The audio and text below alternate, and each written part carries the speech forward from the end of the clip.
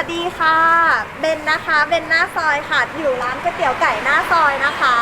วันนี้ค่ะจะพาไปชมนะคะอันนี้เลยค่ะ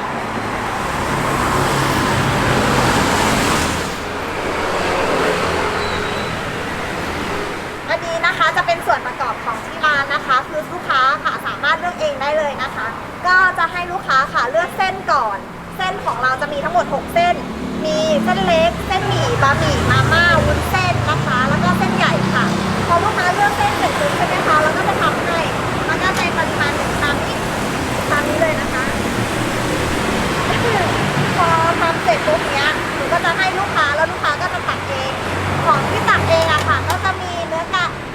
ขาไก่ค่ะเนื้อไก่ติดเอ็นไม้ปีกค่ะ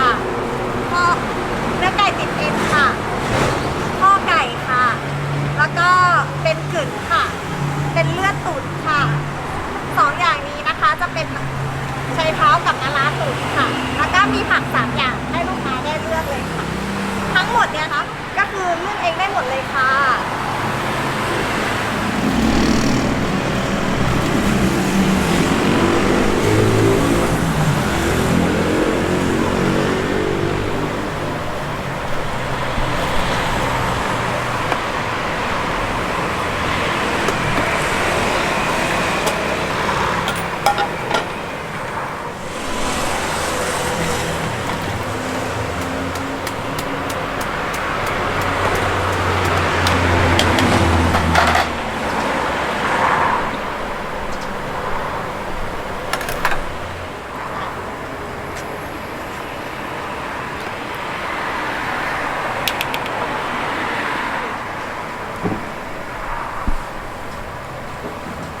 ไก่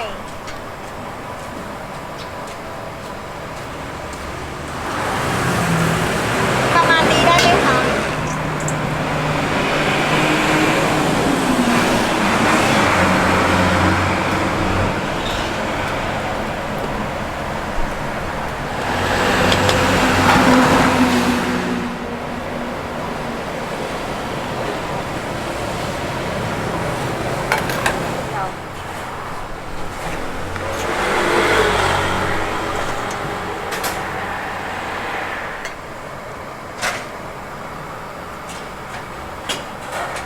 เอาไหมคะ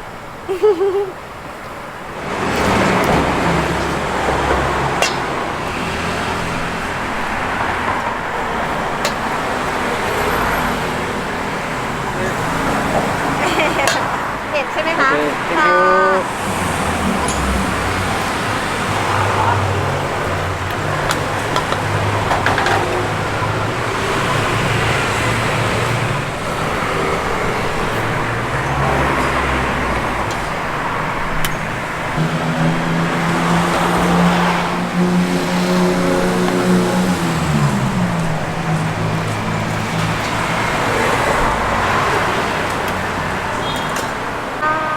อร่อยนะคะ